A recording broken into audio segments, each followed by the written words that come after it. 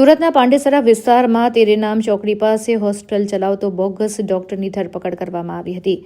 આરોપીની જામીન અરજી માટે ખોટું મેડિકલ સર્ટિફિકેટ રજૂ કરનાર bogus doctor Shobhitsinh ઠાકુરની crime branch દ્વારા ધરપકડ કરાઈ હતી. માતાને એન્જિયોગ્રાફી કરાવવાની છે, આ માટે આરોપી તરફથી હાઈકોર્ટમાં મેડિકલ સર્ટિફિકેટ રજૂ કરવામાં આવ્યું હતું.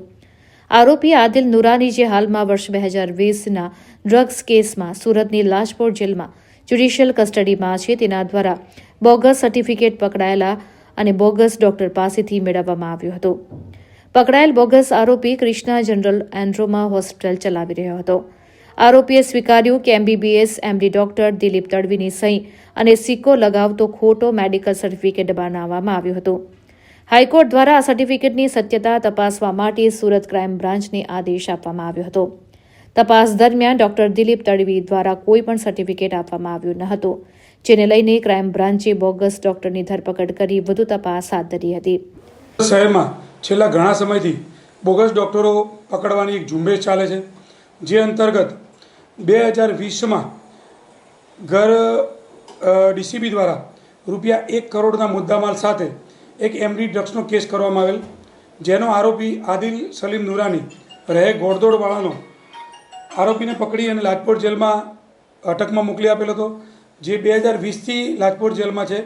એને હમણાં હાઈકોર્ટમાં એની માતા મોદીરા સલીમ નુરાનીનું અર્જન્ટ એન્જિયોગ્રાફી કરાવવા માટે એક ડૉક્ટરી સર્ટી મોકલેલું હતું. જે ડૉક્ટરી સર્ટી ડૉક્ટર શોભિતસિંહ મહિપાલસિંહ ઠાકુરનાઓએ લખી આપેલ હતું. એ ડૉક્ટરી સર્ટીમાં ડૉક્ટર દિલીપ કે તડવી MBBS MDનું રજિસ્ટર નંબરવાળું સર્ટી મોકલેલું હતું. આ સર્ટી એને હાઈકોર્ટમાં જામીન માટે મૂકતા એની તપાસ કરવા માટે હાઈકોર્ટે અમને સૂચન કરેલ, જેની તપાસ કરતાં એવું જાણવા મળેલ ડૉક્ટર દિલીપ તડવીનો સંપર્ક દિલીપ તડવીએ આ સર્ટી બનાવી આપેલ નથી.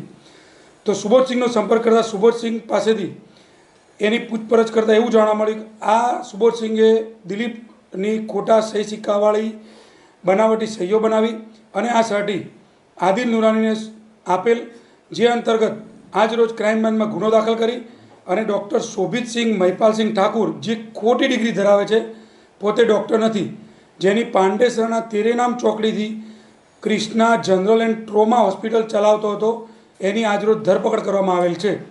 સર, આ ડૉક્ટર અગાઉ પકડાયો છે, કોઈ ગુનાહિત ઇતિહાસ છે ખરો? આ ડૉક્ટર અગાઉ કોઈ જગ્યાએ પકડાયેલ નથી, પરંતુ આ ડૉક્ટરના હવે રિમાન્ડ લેવામાં આવશે અને એ રિમાન્ડ દરમિયાન એને અગાઉ આવી રીતે કેટલા આરોપીઓને ખોટા સર્ટિફિકેટ આપી અને મદદ કરી છે અને કોણ કોણ આમાં સંડોવાયેલું છે, જેની વિગતવારની તપાસ કરવામાં આવશે. સાહેબ, હવે ખોટા સર્ટિફિકેટ મૂક્યા છે તો આદિલના વિરુદ્ધમાં કઈ રીતે કાર્યવાહી થશે અને ડૉક્ટરના વિરુદ્ધમાં કઈ રીતે થશે? આદિલે જે હાઈકોર્ટમાં જામીન માટે આ ખોટા સર્ટી રજૂ કર્યા છે, એ હાઈકોર્ટના આદેશ અનુસાર કાર્યવાહી થશે. પરંતુ અમે એ જે ખોટા સર્ટીની તપાસ અમને સુપ્રત કરી હતી, એમાં અમે ગુનો દાખલ કર્યો છે અને આદિલના જામીન કેન્સલ કરવા માટેની કાર્યવાહી કરવામાં આવશે. અને જે ડૉક્ટરે સર્ટી મૂકેલું છે, એ સર્ટીની હવે ખોટા સર્ટી છે એની કલમો ઉમેરી અને કોણ કોણ બીજું આમાં સંડોવાયેલું છે, જે ખોટા સર્ટી બનાવનાર છે, એની પણ ભવિષ્યમાં ધરપકડ કરવામાં આવશે. કેટલી ગંભીર બાબત કહેવાય, કારણ કે હાઈકોર્ટની અંદર આ રીતના સર્ટી મૂકી દેતા હોય છે.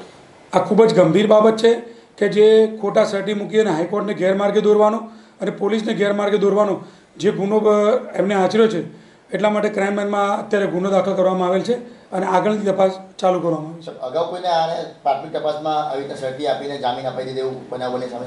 એ આરોપીને અત્યારે અટક કર્યો છે, એના રિમાન્ડ દરમિયાન આ બધી હકીકત ખુલવામાં આવશે, જે આપને અગાઉ જાણ કરવામાં આવશે. સાહેબ, આદિલ જેલની અંદર છે છતાં પણ કઈ રીતે આનો સંપર્ક થયો કે?